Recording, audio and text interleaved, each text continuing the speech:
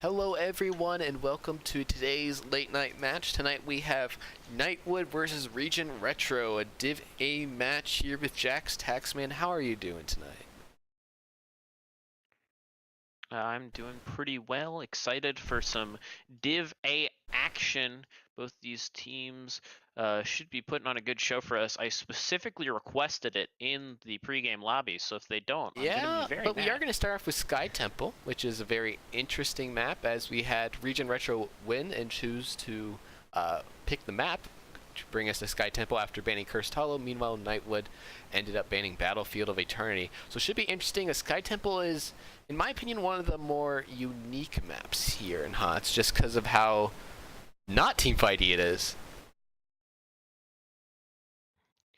Yep, I mean, it's huge, and so there's a whole lot of space where you can go out of your way to not fight the enemy if you don't want to. Just go find somewhere where they are not and put yourself firmly there. As we do have an Abathur ban. This is Abathur's strongest map, even though he did just get nerfed with the patch today to the main build used in organized play, which is healing or support Abathur. He is still very strong, especially on Sky Temple. Yeah, and here are my fun statistics for you here while we're in the draft, provided by Heroes Profile. Thank you very much. We have 0 games played by Nightwood on Sky Temple yet this season. 2 played by Regen Retro. They lost on Sky Temple against Ferrets, and they won on Sky Temple versus Gimme the D Shield in a series that they ended up losing. They lost both those series 2-1 actually. And when they lost on this map, their comp was Sonya, Deckard, Jaina, Tyrael, Raynor. And when they won on this map, it was Tyrande, Greymane, Medivh, Leoric, Anub'arak. So it'll be interesting to see if they bust out the Medivh again, because that would be a very fun pick to Now, rest of watch. the band's pretty normal. Johanna, Zeratul taking out one of the stronger main tanks in Assassins of the game, and Ana also be taken out. Meanwhile, first pick Dahaka on the side of Nightwood. Yep. I mean, Zahaka quite good in general, and especially on such a large map, and it's got plenty of bushes, so you can get a whole lot of value off of Dahaka here. Makes sense. You want that global. It's possible we could see something like, at least the Anub'arak, also a very strong pick, but it's possible we could see something like a Falstad or a Stage Dive ETC, because they are other globals that are still on the table. Anub'arak, Tyrande, though, very strong first pick. So Regen Retro both were in their comp on that last win on Sky Temple that I was talking about. Yeah, and it should be interesting just to see how Altanium plays on the slightly nerfed Anub'arak with the changes coming in today. And it will be Alarak actually in the response on the side of Nightwood and Jaina, so a lot of strong burst damage. Although Anub'arak doesn't care as much with his spell armor, it's going to be a lot of pressure being put onto whatever other frontliner Regen Retro decides to take. Yep, Alarak, I'm seeing for Nightwood in the past, according to our Heroes Profile stats, they have played him 4 times, and they have won 2 out of those 4 games. And these two teams, both currently sitting out of the playoff picture in 11th and 13th, Regen Retro being in 11th, Nightwood being in 13th. So those 2 wins are a larger portion of their map wins than it might be for some other teams. That's just hasn't been the best season, but they, still strong. There's a reason that these teams are both in Div A, even if they've had some struggles. So Alarak is clearly somebody that they like to play, and it'll be interesting to see what kind of And value they Regen get from the Retro high only look has here. 8 games played so far compared to the 10 played by Nightwood, so they could use this to catapult still. They're only 2 spots out, and so these are kind of crucial points for them in order to make up here. Meanwhile, Nightwood is not eliminated yet, but this is a must-win for them. Yeah, it's true. If Regen Retro were able to pick up the 2-0 domination tonight against Nightwood, that would actually catapult them into a 7th place tie and put them into the playoff picture for the moment. But like you said, they've only played 8 games, so they have a lot of potential for points still on the table. as we see the Muradin and Stukov being picked up here. But also, you do see some teams like there's Thick Mama White Main Hots, who's currently sitting as part of the three-way tie for 8th, who has only played 6 matches, so they have a lot of points still on the table. Div A, with that extra week of play, has a lot of really interesting dynamics going on in this playoff race because a bunch of teams have played varying amounts of games. Means that you want to pick up every point you can because you really don't know how many points all the other Yeah, teams and then will end up with. Malthael's gonna really challenge Legacy on this Dahaka with that last pickup by Regen Retro. So I kinda prefer the team comp of Regen Retro because I believe even though they don't have the Dahaka presence with the macro, I think they can make that up with their other picks. Yep, we will have to see, but I agree. Malthael is a very good matchup against Dahaka. That percent damage does a lot to Dahaka, beats him up, and as long as you avoid being tongued, you just kind of play it from a distance. You can heal off the enemy minion wave and just kind of play it safe and outrange Dahaka, and it becomes a really tough time for him as long as you avoid being ganked as Malthael.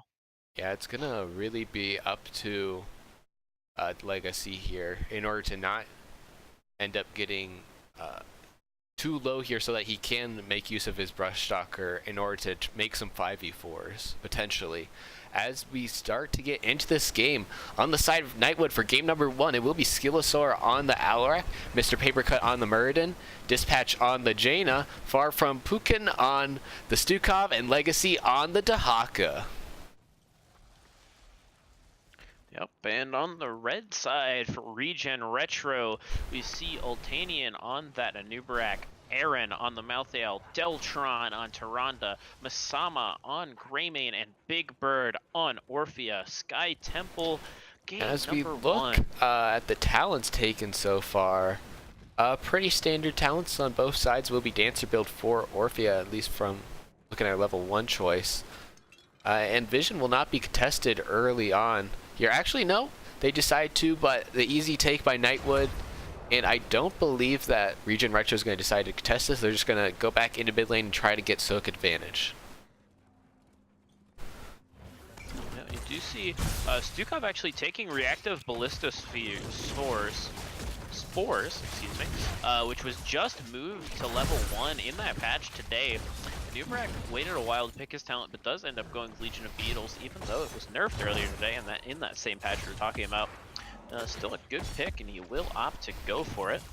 We do see some rotations between the mid and the bot lane, and so we do see Regen Retro at the end of the draft ended up with 3 of the 5 same heroes that they won their previous match on Sky Temple with, that being the Tyrande, the Anubarak, and the Greymane, but they're switching it up with the Orphea and the Malthael. We see Far From Pukin on that Stukov just kind of standing still in the lane, doesn't seem to have much of a care.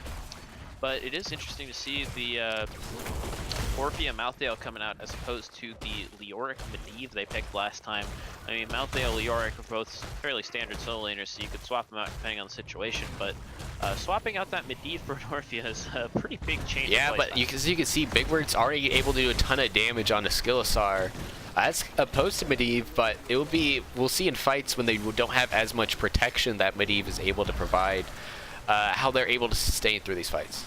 Well, in the top lane, both characters falling dangerously low. I think they'll both survive, though. Yeah, Jaina's just going to get free clear in the spot lane. Meanwhile, Muradin peels off in order to start the siege camp there. And Regen Retro getting an early bruiser camp there. They're going to lose some soak for this, but this will give them a huge advantage if they want to push this out in the top lane. Yep, and we did see both Dahaka and Malthael falling very dangerously low in that top lane.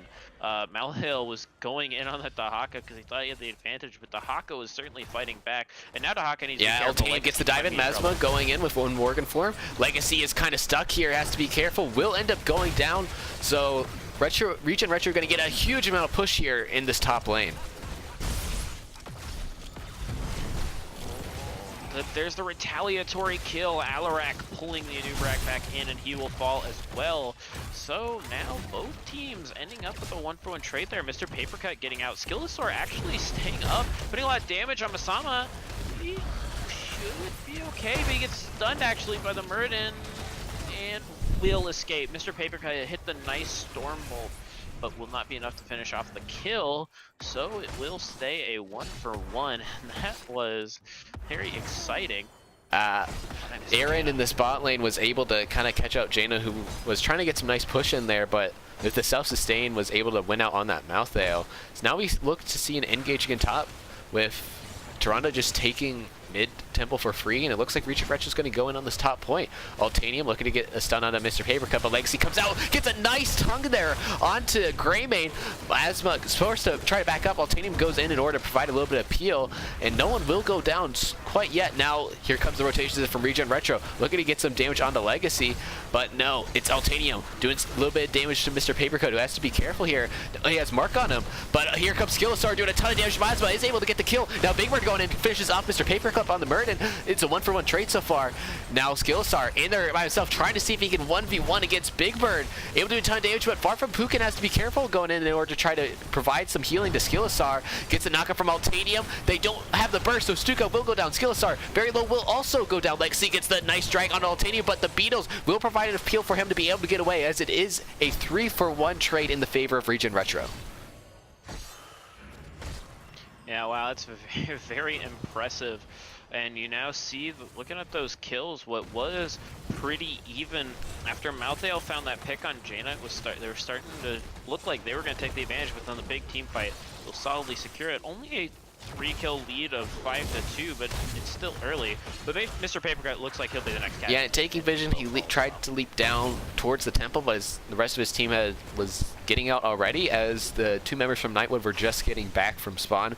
So he himself will go down. This gives yet another advantage to the side of Regen Retro. Oh, we see Altanian doing a lot of poke damage here on the Anubrak, but he might have gone a little too far. Silenced by Stukov. I think he'll make it out, but that is very dangerous by him.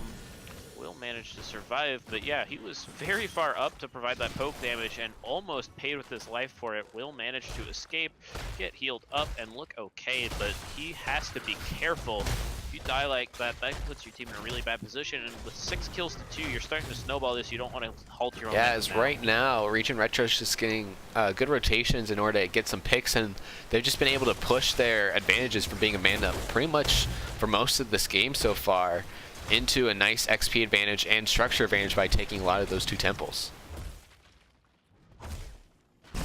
Yep. You see in the top lane, Legacy is actually taking a lot of damage here. Aaron might be able to finish him off, especially with Altanian, but Alec will die down in the bot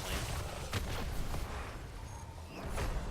Legacy got shot. He got stealth. He's going to manage to burrow out, and so he will live. That was very dangerous for him. But the Alarak kill picked up by Regen Retro allows them to get level 10s. They're a little over a full level ahead of Nightwood at this point, so that's a very strong lead. And that will allow for them to be able to take this bottom gate here without an Alarak to help defend, and with the members of Nightwood rotating up. Well, we do see Nightwood finally coming in. That's Stukov far from Hukin. He's going to be here. But Dispatch actually takes a lot of damage right there. Forced to back up to tap. Oh, Altanian taking a lot of damage as well on that Anubrak. He will get out. Oh, and Malthael actually finding the kill. Aaron finishing off Legacy in the top lane. The Haka playing too far forward and getting punished. See Mr. Papercut alone in the mid lane. So there's a big fight breaking out here in the bot lane. Ult's being picked up by Regen Retro, and so they allow for them to get the Cocoon into Feast, allowing for them to secure another kill onto Stukov and give them a 10 more seconds of an advantage before Stukov is able to come back up. So yet again, Regen Retro continuing to be able to get some picks and push their advantages. Yeah, we see Papercut throwing out a Stormbolt, won't hit, so he's just trading back and forth with Big Bird. Orphea has a little bit more damage than Merkin, I would say. So that Big Bird is going to win that trade so long as Orphea does not get stunned. Papercut actually haymakering Big Bird. Yeah, Aaron going out though on Mr. Papercut, able to get the kill. Skillstar also though, Big Bird picks up the kill there. Now Legacy able to survive the ult, but will end up still falling there to the Lord of Souls himself. As now Regen Retro looking to take boss early. Yeah, I believe, I don't know for sure because I wasn't watching the stacks, but I believe that still did count as a last right stack for Taka dying right there, because even though he burrowed through the last rights, he did die right after he got out, which was not long after the application of last rights, even though he didn't take the damage from it. So that's quite good for Mouthdale, that even though the burrow managed to cancel out the last rights, he would still pick up the quest stack from it.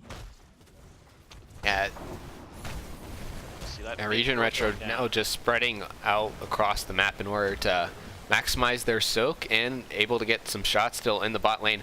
Meanwhile, Nightwood forced to have to respond to this boss in order to make sure it doesn't do too much damage to their wall. So this will allow Regen Retro to be able to pick up at least their siege camp. Most likely, they might even make a move onto Nightwood's siege camp also in order to get a lot of pressure going in this bot wave or bot lane. Yep. They are unable to take that top fort. The temple provides just not quite enough shots to finish it off. So they're going to look to steal the siege camp, but Nightwood might look to engage here. Oh. Too much damage taken by Mr. Papercut, so he had to be safe. And especially because he doesn't have that avatar, it's going to be hard for him to be able to stay in fights and forces him to go out there. Now far from Pukin might have gone in a little bit too far in order to try to break Doc out of the cocoon. Instead, a missed stun there by Deltran will allow for Legacy to be able to get away, as that will be a 2 ults used without any gain being picked up here by Nightwood. Yep, that was unfortunate for Regen Retro. Committed a few too many resources there and didn't pick up anything for it. So good for Nightwood to burn a few resources from the side of Regen, but they aren't getting a whole lot of value in return for it. We do see top wave getting good pressure for Regen Retro, maybe going to be able to pick up this fort pretty soon. Falling quite low, only 419 health remaining on it. And in order to help put pressure on that top lane, right now Regen Retro picking up their bruiser camp, and so right now Nightwood is able to step up in the bottom lane because they have the numbers advantage, but that top fort should fall pretty soon. Yeah, they're putting pressure onto Altanium here. Mr. Papercup, though, has already used it. Here comes the dive onto Stukov here. Ends up dying to Lost Rights. Now Legacy might be in a little bit of trouble. Jaina is put into the cocoon. Mr. Papercup desperately trying to break her out, but now they're stuck. Mr. Papercut able to leap away, but Dispatch does not have the same ability as Aaron, also able to finish off Alarak, so that will be a 3-for-0 trade. And Mr. Papercut might not be out of this quite yet, but the stun and leap will allow for him to get away from Mouthdale. Nope, just barely making the escape. You will see now that top fort falling for Nightwood. And you will see Legacy taking the first 2 shots on that temple. He's got to be careful. Altania might be able to burrow charge him here. Just barely misses, but knocks him up. Yeah, it's going to be... He should be able to burrow away if he has it. No, he does not, as he uses the tongue to try to get away. They do use the Haymaker to try to peel off Aaron, and Legacy will barely be able to make it away. No, Aaron trying to chase with his Pale Horse, but not able to get the kill in time. But Regen Retro will still be able to pick up both of these temples and start getting progress and shots onto these mid and bot keeps. And if you are like me and you are a little confused as to why you saw Dahaka having stealth, it's because he took Lurker straight at level 4, so when he pops out of the burrow, he will get stealth. As this Papercut in a lot of trouble, able to get out of the feast in time, but will end up still go down to Big Bird. Now it's Legacy in trouble, able to burrow, Skillstar doing a lot of damage there, but Jaina Alt able to root one, but not before Legacy ends up going down to Mouthdale. Dispatch steps up in order to get the Nubarak kill, but Big Bird going in trying to get the kill. Meanwhile, Mazma going in on Skillstar. A nice shove there by Pukin will allow for his assassins to get away there, as they are able to get the response, but that's still a 2-for-1 trade in favor of Regen Retro. Yeah, but picking up that 1 kill was huge to make it so it wasn't just 2 for nothing, because losing 2 members for nothing would be very, very bad for them here. They're already down so far, at least finding that 1 kill, and it does mean that for these next 10 seconds or so, they will have the 5-for-4 on the map, and even though they're on the back foot because they have to respond to stuff such as the siege camp that's pushing down bot, they at least don't have to deal with a pure 5v5 at the moment down this level 16 tier for another full level until a Nubrak makes it back, which will take a little bit of travel time. They're just going to have to clear these waves, try to soak up to 16, and then try to find a fight on even talent. Meanwhile, this is Regen Retro's time to go in. While they have that 16 advantage, and now all 5 members up. They are looking for this camp. Owl scouts it out. Here we go. Aaron going in. Here comes the dive. Nice 3-man stock by Alternate, along with the Feast, not able to actually get any value, but Mr. Papercut in a lot of trouble. Jaina ends up going down to Aaron as Mr. Papercut able to barely get away. Who can also, camp is stolen by Regen Retro, but Skillstar was put in that cocoon with Unstoppable, will not save him from the Malthael ult. Yeah, you saw the Unstoppable, but Unstoppable is not unkillable. He is protected during that. So actually, if he timed that Counter-Strike a little bit better, he might have been able to negate the last rights, but he just barely mistimes it, and instead he will fall. I mean, I like the attempt. You're locked in there at that point. There's not a whole lot else you can do, but just barely does not hit the timing on it right. But Regen Retro will pick up the boss now, and they're going to go ahead and move on to that bot temple. Probably give up the shots on top. Actually, they won't. They're going to send 4 members that are not Malthael up. Malthael Aaron will sit on that bot temple, and the remainder of the members of Regen Retro will go to the top with only the Haka there. Altanium going in. Legacy just trying to get away. Has the burrow going underneath along with the stealth. But will that be enough? Here he goes, he becomes unstealthed, but he's such a fast Dahaka now, especially with those buffs, that he will be able to get out. But this will allow for Regen Retro to start capturing this bot temple, as long as basically having already completed this bot temple. That's a lot of shots going out onto this top keep. Smart play, because they had the boss and the camp pushing down that bot lane. They were able to create so much map pressure that Nightwood couldn't leave it alone, or they were going to take a ton of core damage. So that means that both temples will go over to Regen Retro, and they'll start firing on core here in a minute. Keep getting finished off, so the shield is going to go down on core. The core of Nightwood will actually take considerable damage here. I don't know the exact amount, we'll have to see, but it'll fall below 80% already. And now these last 5 shots going out, that's going to be pretty dangerous. It'll lower it all the way down to 59%, which means Nightwood, they haven't taken a single fort yet, and their core is now down to 59%. It really is not looking good for them. With 20 just around the corner for Regen Retro, they're going to have to make something big happen fast. Yeah, the bullet goes out, but he's able to leap away. Aaron on the chase, but here comes the rest of the members from Nightwood in order to help Papercut get away. But Regen Retro didn't really need to go in yet, because they do now pick up 20. So now it should be Nightwood on the back foot. They're going to desperately need to try to soak the extra 3 levels that they're already behind here. It's going to be really hard for them to achieve that. Yeah, 3 levels is a lot, but it's especially a lot when you're down 20. And then looks like Regen's trying to engage here. Yeah, and however, Jaina gets a nice ring onto the Tyrande. Deltron barely surviving, but it will end up being Alarak and Jaina who end up going down. Now Mr. Papercut, Aaron chasing him down. Already has used last right, so won't be up in order to try to finish off that kill. But now it's Legacy who's going to be in trouble. As soon as he pops out of this cocoon, ends up getting a nice stun there from Puka to help him survive, but there's so much CC on the side of Regen Retro that will lead to him going down. And now with a 3-for-0 trade, Regen Retro will look to, in order to try to finish off this game. Yeah, I think they should be able to finish off core here, especially if they can find that Stukov pick. They're looking for it, or the Muradin. If they find either of these, this game's absolutely over, but I think it is anyway.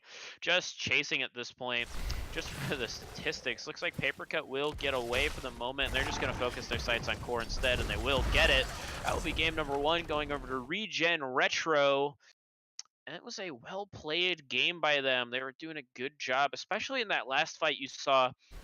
The Tyrande fell so low, I mean, it was unbelievably small amount of health. It was possibly double digits, and it was just did not die. Did a good job of getting out of there, would not go down, and so it turned into a 2-for-0, and then it eventually became a 3-for-0. We saw earlier when Dahaka was taking that top temple and he was backing out, the combination of the lurker strain at level 4, which makes the burrow give you stealth and knockback enemies when you use it, and then the level 16 tunneling claws where you can move while you're burrowed. The combination of those two talents was able to give him a get out of jail free card on the top temple earlier, but there at that last fight, it was not enough as they were able to burn him down and turn it into 3 kills for 0, which allowed them to Yeah, the snowball big into a 1 problem game. there was that there was just too many picks early that allowed for Regen Retro to comfortably snowball it, being able to constantly take some fights once they're able to get their talent tier advantage and turn that into even more picks, turn it into getting some map pressure going across the map because of those picks, and it was just ultimately too much for Nightwood in order to try to come back from. As we look at the stats, we see it was actually Aaron on the Malthael who was doing a ton of damage both to Dahaka earlier on in the game and in fights to the backline, honestly, is where we saw a lot of his damage coming out late game. Along with Big Bird on the Orphea, we ended up doing ultimately a ton of harassment and damage to Mr. Papercut and Legacy in order to help them pick up the win in game number 1. Yeah, so very strong performance. And I mean, we've said that Sky Temple, you can really avoid the fights unless you want to take them. And Nightwood really would have liked to avoid them even more because it seemed like they were just coming out far behind anytime there was an engagement.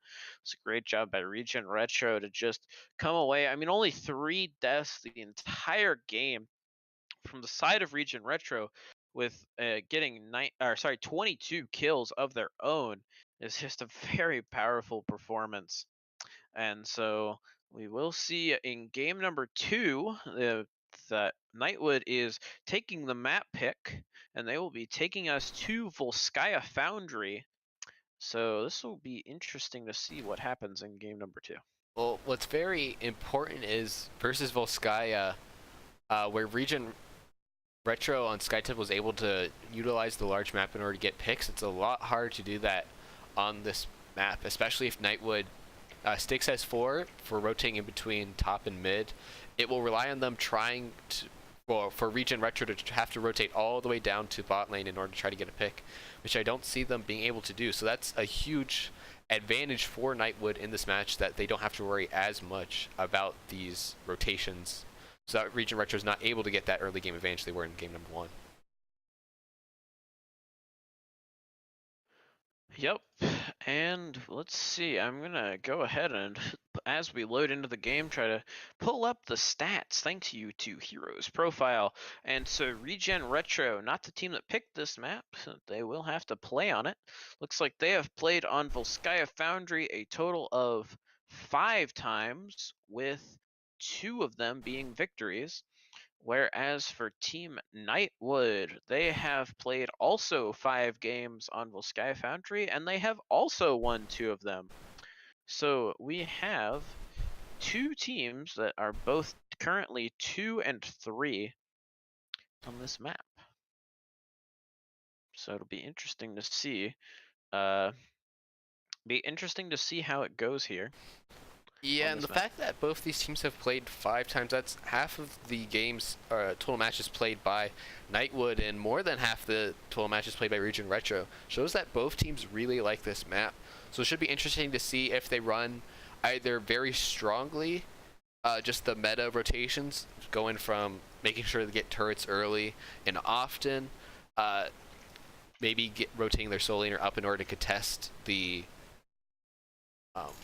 support camp and getting item advantages to lead into objective advantages and snowballing that. It should be interesting to see if Regen Retro goes for more of an early game comp, so that they are able to snowball a little bit early, or if we see maybe some unorthodox strategies coming from both these teams since they've played both these maps so often. Yep, it will be interesting to see that sort of thing. I would be unsurprised to see an Ana ban here from either team. Actually, it's looking at the stats, Regen Retro has banned Ana 4 times and Nightwood has banned it 3, whereas Nightwood has played Ana 5 times and Regen Retro has played her 3 times. as we head into this first draft. And Ana, very strong, and especially so on this map. So we will have to see, though, what they choose to ban here, and if there's anything special that they've got cooked up that they want to show us here in What game I number 2. also might expect to see on the side of Nightwood is a Malthael ban. Malthael was able to do so much damage, put pressure onto both the front line and the back line of Nightwood, so I expect to see that banned, as he is still strong on Volskaya. Another ban? I kind of liked the rest of the bans, honestly. I honestly expect to see that instead of Abathur on the side of Nightwood, so potentially even a first ban, Malthael. Yep, I mean, I would be very unsurprised to see a Malthael ban. Kael'thas ban coming out from Regen Retro. Nightwood does play Kael'thas a decent amount of the time. They have 7 games played on him, and the Maiev ban coming out Nightwood, that is actually tied for their most banned hero with Zeratul. But Regen Retro have, coming into this, they have 4 games played on Malthael, showing up in Hero's profile.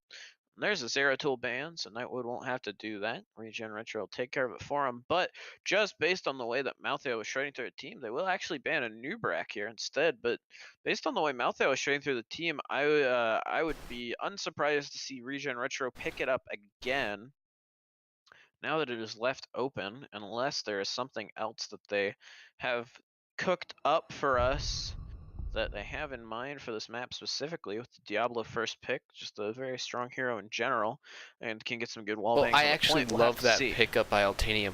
A Nubrak was able to do a ton of work because they were able to get some rotations going, and Diablo accomplishes the exact same thing.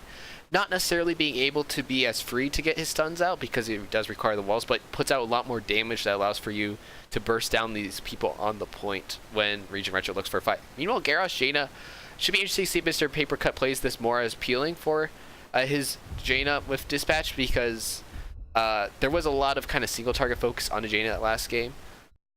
Or if he goes more aggressive, trying to look for picks. And then meanwhile, Deckard Greymane, very strong heroes to fight on the point on Volskaya.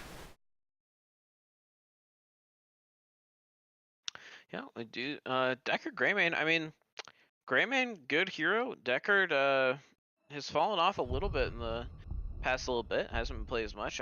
I believe he saw some I would minor buffs today. characterize them as more major buffs.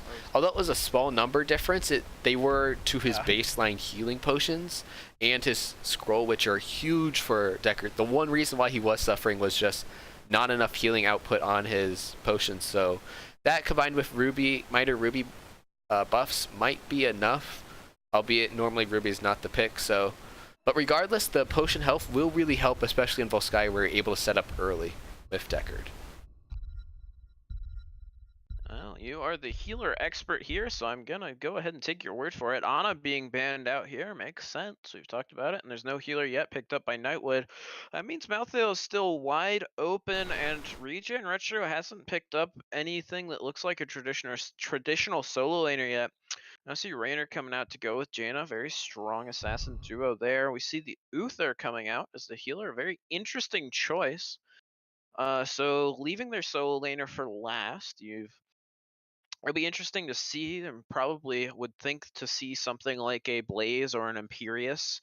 But there are all sorts of options still available, so Regen Retro might pick the Malthael, or they might, because if you pick the Malthael here, then on the side of Nightwood, you just pick something more assassiny, maybe a Thrall type of deal, so it doesn't take as much percent damage. So we will see the Leoric, and also the Junkrat. Junkrat this is his best map, and he can kind of flex to do a little bit of solo laning duty on his own if he needs to, if they want to run a 1-3-1. Leoric does have that percent damage, so he gets some of that value that Malthael gets, as the Stitches being picked up here. Very interesting. You might almost wish you had that Malthael now to shred down that tank, but Leoric does still have some percent damage on his own kit. Let's talk about the fact that there's a Garrosh and a Stitches on the same Yeah, side of it the should be screen. interesting to see if we see an offlane Garrosh, or I more expect though to see slam build Stitches coming out, but that's going to provide some weak early game clear and a clear advantage to Regen Retro early game, so they might be able to snowball that a game like last game into an early lead. Yep, and after how well it worked for them last time, that's exactly what they're going to want to do here. Take that lead early and never let go. But I agree with you. I think it's going to be slam build stitches in the bottom lane, and that just means not nearly enough clear to try to keep up with Leoric, especially at level 4 once Neil Peasants is picked up. That's going to be a whole big wave clear advantage for Leoric, but we'll have to see as we get Here into we the game go. here. Nightwood fighting for their playoff lives in a game that's pretty much must win for them. We will have Mr. Papercut on the Garrosh, Far from Pukin on the Uther, Dispatch on the Jaina, Skillasar on the Stitches, and Legacy on the Jimmy.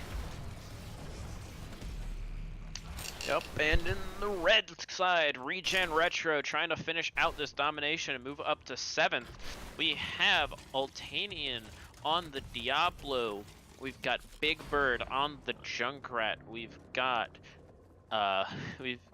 Masama on the Greymane, Deltron on Deckard, and Aaron on the Leoric. Oh, it's going to be up to Skillasar here to get some hooks in order to make the difference with picking up Stitches in the off lane, because it does provide him a little bit more team fight advantage on the side of Nightwood if they are able to hit the hooks. But curiously enough, Mr. Papercut picked up the throw talent at level 1 as opposed to Groundbreaker. Hook coming out onto Altania, but he will be easily able to get away. And meanwhile, the rest of the picks pretty standard. The only one of note is Scroll of Identify being taken by Deckard. We actually see Jaina going in the off lane right now, not the Stitches, which is quite interesting. We'll have to keep an eye on that, see if it persists. We see Aaron on the Leoric rotating to the mid lane, so they've got a 5-man death ball in the mid lane right now. Regen Retro does. Actually sending their 4-man bot. Aaron will be fine. This Leoric, they're going to actually send all 5 to their turret camp, which is quite interesting play. And I'm going to have to assume that for that Garrosh talent, the extra throw range, the idea is to get a Stitches hook with someone to pull them way back and then to use the throw to throw them behind the wall. Because I'm not entirely sure why you'd pick that otherwise. It's got to be some form of combo like that, and especially if you throw them into the if you throw them into a combo, even if you don't get them behind the wall, you can throw them into like an Uther Hammer into some Jaina damage. That could be a huge Papercut hits the throw onto Aaron, but just able to Wraith Lock away here. He's actually going to get hooked and slowed as well, so he's not out of the woods just yet. But so much healing coming from Deltron. Now Altanium's the one who's going to take the initiative. A nice Scroll of Identify, putting a lot of damage on Skillsar and Mr. Papercut. Along with the flip, Mr. Papercut in a lot of trouble. Will end up going down to Massima, as that will be a one for nothing early trade yet again for Regen Retro. Yep, and in that exchange, Regen Retro actually picked up both turrets, went and invaded, and stole Nightwood's turret. And now that they have the level 4 advantage, and Garrosh is only just now getting back and moving back onto the battlefield, they could look to go take the support camp and make this item advantage even bigger. It looks like they'll do just that right now. Skills are going to sniff it out, but I'm not sure if they're going to be willing to engage here with the fact that they have they don't have everyone around, with Jaina still being in the bot lane. But it looks like they might actually look to fight anyway. Skillsar is just looking for a pick. Now, Mr. Papercut and Skillsar are very meaty, so they can kind of just stand on this point if they wish. But instead, they're forced to use the throw just to get Aaron off the backline. Now, Mazma going in onto Legacy, not able to find it. A nice scroll, though, able to put a lot of damage on the Skillsar along with the root. And it will end up being Uther and Stitches going down. So, an early 3-kill lead going for Regen Retro. We do see Regen Retro having to use both their turrets to secure those kills, but you'll absolutely take that. Give you that numbers advantage. Go ahead and take the point early, get that percent racking up, and get that support camp. And we now see Greymane taking the siege for the side of Regen Retro. Masama up there. Nobody taking the siege camp from the side of Nightwood, so that will be a wave clear advantage in the top lane going over to Regen. Mr. Papercut looking to poke, but he also has to make sure he doesn't take too much damage from these Junkrat mines being thrown up by Big Bird. And now it looks like they're going to regroup everybody at the point except for Greymane, who backed because he took a little too much damage. Yeah, so Regen Retro just going to try to put their muscle on the point and kind of just stall it out until Greymane gets here. Nightwood doesn't know that, so they're not really being aggressive enough, but now that Mazma is here, Regen Retro can look to go in. Regen Retro might also look to just try to wait it out until they get their 7 advantage here in just a couple more seconds, and also take their other turret camp. because they're content to just sit Altanium on this point. But he ends up getting hooked and thrown. Will he be able to get out? Charges a minion, so he will. But with 99%, Nightwood will be able to flip back over the point, but now with 7 advantage, Regen Retro is going to look to go back in. Altanium looking for Legacy, who ends up backing up. Now here we go. Altanium looking for Legacy, not able to get in line, but nice hook there by Skillstar getting Aaron as it forces out for both the turret and for the support field to be used. Altanium just kind of stuck, and the Junkrat might not able to get him out. However, it will be Raynor ends up going down. Aaron looking to back up, but Skillstar is already very low. Will end up falling to, it looks like Mazima, as now far from Pukin also down. Mazima just basic attacking. Can he get the grenade? He will be able to. And now Mr. Papercut has to get out, take a lot of damage for Junkrat. Will be able to get out, but the first protector will be taken by Regen Retro. Yeah, so there what happened really was you saw that because that the entire combo that Nightwood wanted all came out onto Altanian on that Diablo, that there was just absolutely nothing he could do. He was just stuck and just getting obliterated by all of the members and by their fort wall. But in return, as they were all focusing on just getting rid of that Diablo, they lost, I believe, 3 members of their own, and you do not like that trade. Legacy on Jim and Raynor is caught out of position and will also die here in front of his own wall. Good aggression with the Protector by the side of Regen Retro. They're snowballing this pretty hard. They've got about a full level and a half lead, which means they'll get big ult advantage. They've taken down that top fountain, and they might actually be able to get the fort here. Yeah, as the Protector are about to go down, but they are able to pick up the fort as that gave them a nice one-man advantage. So that's already a ton of value being taken here by Regen Retro. And now they're potentially looking to go onto the support camp. No, they're going to go by it and just try to soak to 10, as they already have more than a level advantage in this game. Yeah, I gotta assume that once they get level 10, they're gonna re-engage on the support. But right now, they're actually looking to invade the turret camp of Nightwood, it appears. And I don't think Nightwood has sniffed this out yet. Maybe they will. Dispatch walked by there in Jaina, and it looked like there were some pings, and so it looks like Regen Retro is going to back off. Once they get level 10, I assume they'll go on the support. But Altanian's in trouble. Yeah, a lot of damage going out, but already Deltron able to put a bunch of heals. Now Aaron just able to get some free damage onto Mr. Papercut, as the ults are so close here for Regen Retro, and will eventually be picked up here. Hook does not land by Skillstar, as it will be Riptire being picked up along with Lightning Breath, Entomb, Cursed Bullet, and Stay a While and Listen on the side of Regen Retro. Yeah, and what you saw there was you saw that the throw went out and the Uther's hammer came out, got that stun. So they got the multiple stuns that they wanted onto Diablo, but beyond that, they didn't have anything else that they could do, and because there wasn't that fort there, or the fort walls to be firing upon them, the combo just didn't put out enough raw damage to get the takedown that they were looking for. So even though they got the flip into stun, into Uther stun, it just wasn't enough. They needed that full, huge combo that they got on the point. And so Tame a little cut out here. It forces out a nice Lightning Breath here, putting a lot of damage on Skillstar and Mr. Papercut along with the Entomb. Now here comes Riptire. A nice lead, puts out enough damage to kill Garrosh. And Jaina now Pukin in a lot of trouble. Will end up living for now, but Aaron with that Wraith Lock will end up killing him as well. So another 3-for-0 trade on the side of Regen Retro. And now it should be interesting to see if they decide to go for fort or just take turret and their siege camp. Yeah, looks like for now they're just gonna go for the turret, and I don't know if Uther on Far From Pukin on that Uther thought he was gonna get out, and that was why he chose not to try to drop that turret. But because the turret wasn't dropped, it does go over to Regen Retro. That's gonna build their item advantage as they look to have a 13 advantage here shortly. Jaina still has not picked an ult. I'm not entirely sure which one she'll pick here. Actually, they are both quite good options. The Ring of Frost now coming out makes sense. It's that big combo ult that you want to land. Legacy might be in trouble along with the charge. Will not yet be able to kill him, but Aaron will eventually be able to get him down. And a nice Ring of Frost able to a little bit of backup options here for Nightwood, and the Gorge ends up going on to Big Bird, who, along with the stun, will end up going down. So 1-for-1 trade already. Taunt ends up going out onto Altanium, along with multiple stuns. Will end up charging Skill Star in order to try to get out, and he has so much health with those souls. He will end up trying to get out before the hook brings him right back in, along with another stun, another throw. Altanium just cannot get any traction, but because of that, Garrosh was ended up to be bursted down there by Aaron.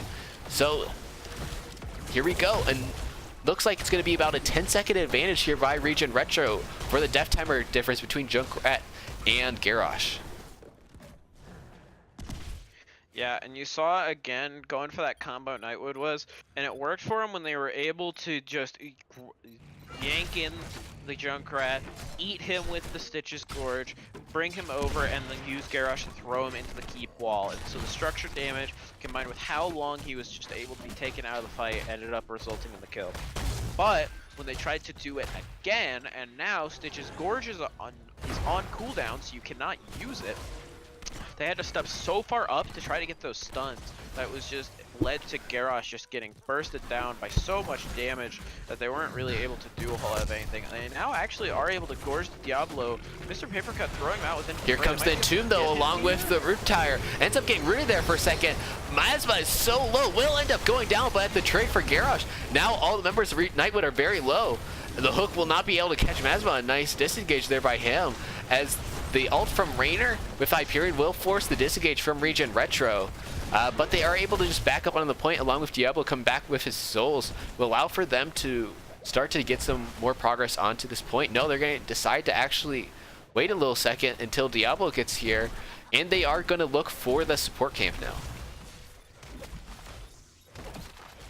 Yeah, well, they have a 13 advantage, and they know Garrosh isn't here yet, just got back online, and they can see that Rainer is at about half health, so not a whole lot Nightwood can do to engage at the moment until Garrosh gets back and Rainer is able to get to a higher HP pool.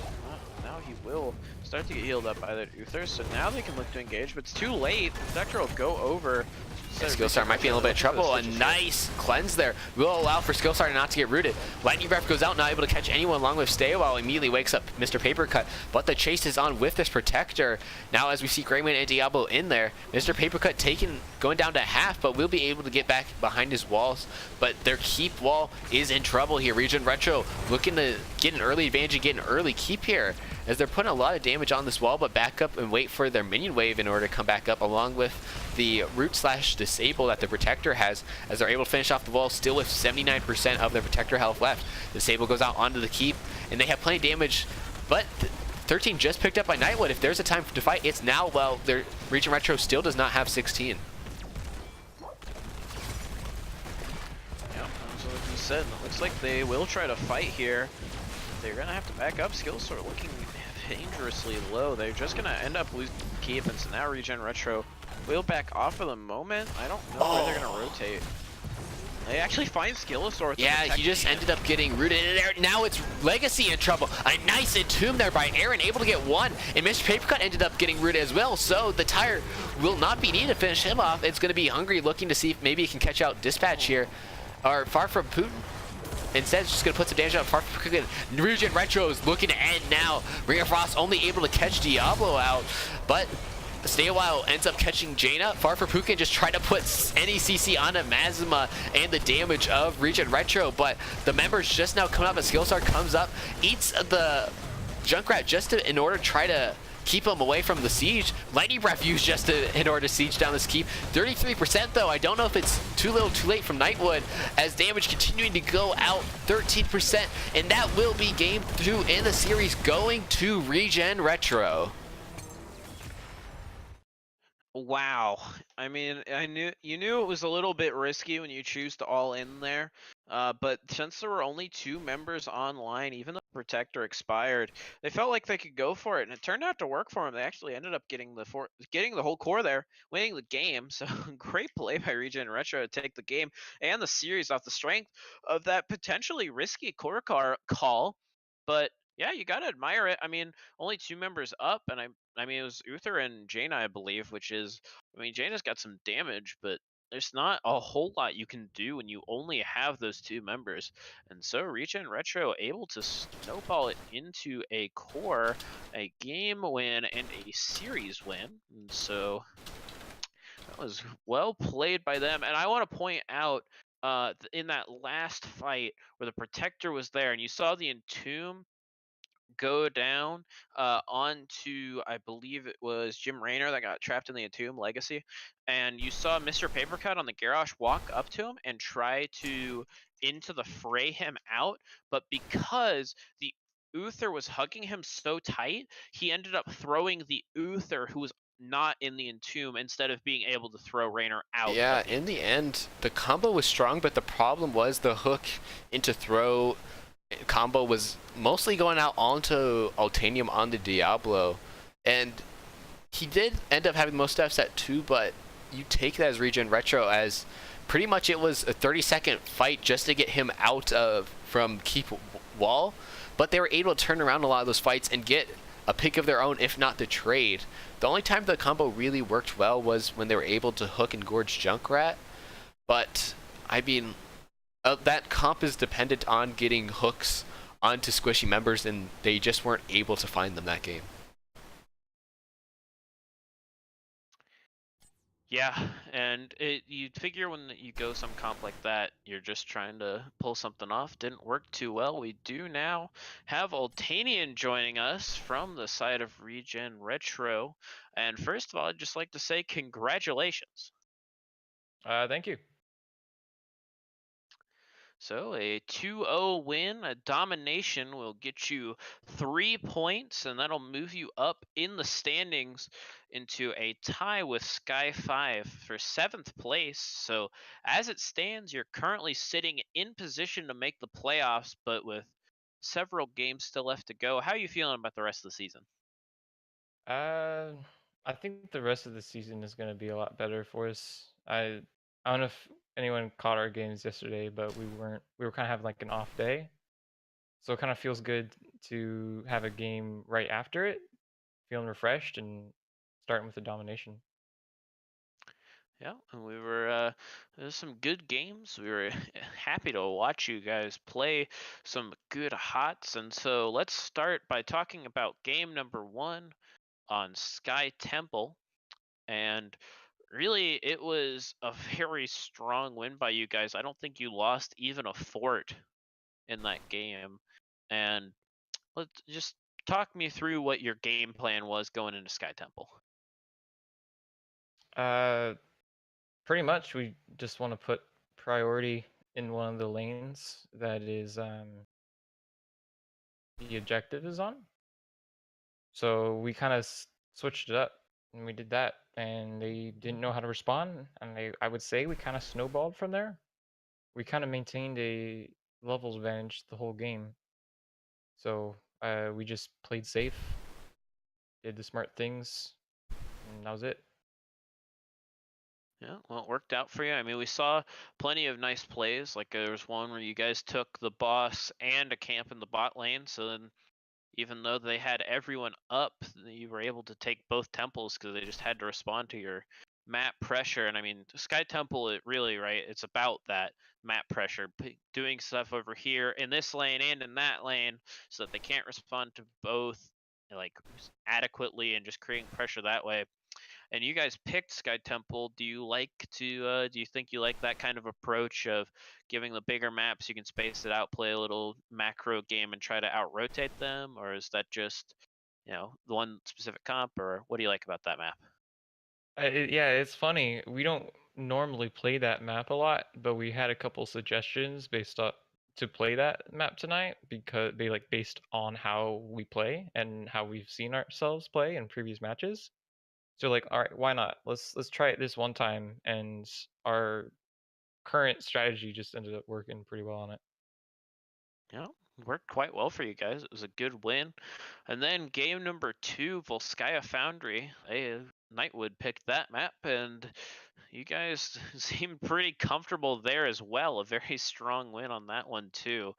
I think that was just the second protector that you guys actually used to end, and you won both of them. So very good showing. Kills were 16-3, and so I mean, we saw on the other side they came out with the Garrosh and the Stitches, and so they were going for some combo stuff with the hook into the gorge into the throw, and I saw them. They hit it a couple times, and they found you out on the Diablo down on the first protector the once, but you guys seemed to play around it pretty well. You only died 3 times in total. So what was the game plan there playing against that type of combo? If someone gets hooked or gorged, we just kind of smash our faces into them because they're gonna be forcing everything onto that one target that they gorge. So that means everything's gonna be used on that one target, and then the rest of your team can kill them back. So every time they did that, we always got a pick, at least one kill in return. It was a better trade than what they got. Yep, worked out for you. We did see right at the beginning of the game, you guys were going very aggressively on the rotates. You stole their turret camp right away, and then you were able to find a pick based off of that, which you were able to snowball into the protector. Why are you playing that so aggressively? Was it just that you thought they weren't going to be ready for it, or is that something you like to do in general, or what was the call there? So we knew they were gonna be top because we were kind of beating them on rotations for wave clear.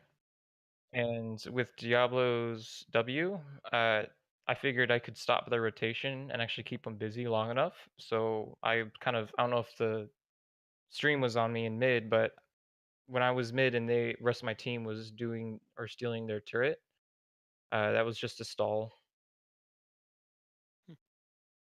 Well, it was a nice play and ended up working out for you. And then the big question I have um, is that I mean that game was very fast. It was under 13 minutes because on that second protector you guys took keep, but then all of a sudden just turned it and decided you could take core. And clearly it worked because you got the core and you got the game, but I was a little surprised at the time that you did choose to all in on the core there. So why was the call to go for core rather than to back off and maybe go for a second keep? I mean, we had Greymane, this really high siege, and we got a couple kills, and we were already there. So we figured rather than take the time to go and do other things on the map, just end it there. I don't know how to kind of I explain mean, it. It yeah, just kind fair of enough. happened. I guess pretty simple. If your team has more people than their team, I mean, the only reason I was concerned for you was that the fact that the protector was just expiring, and so I didn't know if you had enough firepower. But you're right, you got that Greymane coming out, got a whole lot of siege damage. So yeah, makes sense. It certainly looked like the right call because it won you guys the game. So I guess tough to question at that point. So I'll toss it over to Dead now. See what Yeah, questions he's thanks, got for you. Jax. First of all, great win. As you guys start to kind of transition towards looking for that playoff spot, going back to game number one, a large reason why you guys were able to get such an early lead was just getting picks on rotations. Was that kind of just like more of a hey, we're in top lane because we took this camp, why not try to get to Haka, and just kind of continuation of that, or were you focusing on trying to get these picks across the lanes? No, the plan actually wasn't even to get the pick onto Haka. He just happened to be there. We were actually gonna just push with the bruisers, and that would make the top temple more valuable to take, because then it takes the whole fort instead of just the wall. Pretty sure. I don't remember exactly how, but we had figured out that if you take the front wall of the top lane, the top objective is way more powerful. Definitely. And then, as you noted, you guys were able to kind of get an early lead off that first objective and snowball it. How do you think you guys were able to hold on so well onto your early lead and just basically keep it for the rest of the game? We just did safe rotations, I would say. We didn't take any fights where we had the same advantage. Like if we were close to 16 and they were 13, we just wait, like not engage until we had that clear talent advantage because we were already so close and on top of Soak. Sounds great. And then going into game number 2, were you trying to protect your backline a lot from hooks, like position-wise, or was it just like the circumstance that it was you that kept getting hooked a lot in game number 2? I'd say it was more they just kept hooking me. But yeah, I wasn't trying to body block them there. But at one point I stopped trying because they were kind of using a lot to burn a Diablo, and the first time it didn't work. Like I had my Q up, but the Uther kept stunning me out of it. Like I was just spamming the key, not waiting for the stun from him. You guys were able to, as you know, to turn around a lot of those fights to get at least a pick, if not more. A large part of that was the item advantage you guys were able to get early on. So how important do you think getting an item advantage is on Volskaya? Super important, number 1. Sounds great. And then you guys had kind of some, at least in game number 2, a weird off lane pick, or the enemy team did, in having a Jaina. How do you kind of leverage having an off meta or just unusual off laner versus your more meta Leoric? We just kind of ignored it, really. It didn't really scare us bottom at all. We had really good rotations, so she couldn't push out far enough to actually like siege or do anything useful. So, yeah. Honestly, I didn't even realize until after the fact, after the game now, that they had her down Honestly, there for if that's so the long. case, that's a pretty good game on your part. And then my last question is, any shoutouts you have after your victory today?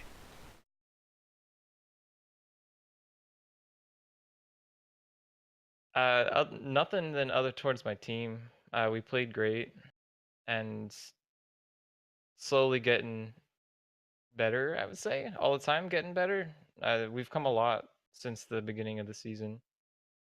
So Sounds great. Thanks, Altanium, for coming in here. You guys were able to get a huge win, and look out for Regen Retro as they enter in their last couple games here.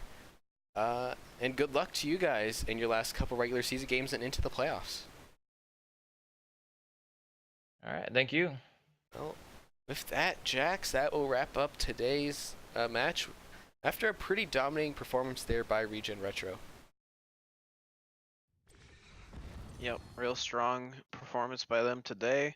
They really showed up. I mean, it was well played by Nightwood, but it certainly looked like Regen Retro was in control from start to finish for the most part. I mean, more power to them. Great stuff. They want to get that momentum rolling as they ride towards the playoffs here. We want to get the best seeding possible and want to make it as far as they can. So we're looking forward to seeing what they've got in store for us. But I'm also looking forward to see what the next few days have in store for us in NGS. Gonna see hopefully some more exciting Yeah, games as to we are in cast. the last week for all divisions, not Div A and Heroic. Be looking out for those Heroic playoffs that are ongoing now, and for the playoffs upcoming next week, along with our double header that we have tomorrow, starting at 8 o'clock, and then I believe we're going to have basically a game a day for this upcoming weekend, so make sure to check that out along with the rest of the York Esports team as we ourselves go into the playoffs. Yep, should be it's a really exciting time here for NGS. We appreciate having everybody along with us for the ride. Definitely, that will be it from me. Jax, do you want to send it out tonight? All right. Well, everybody, thank you for watching. Make sure you follow the channel, subscribe on YouTube if you haven't to see this good content. And as always, we will see you in the Nexus.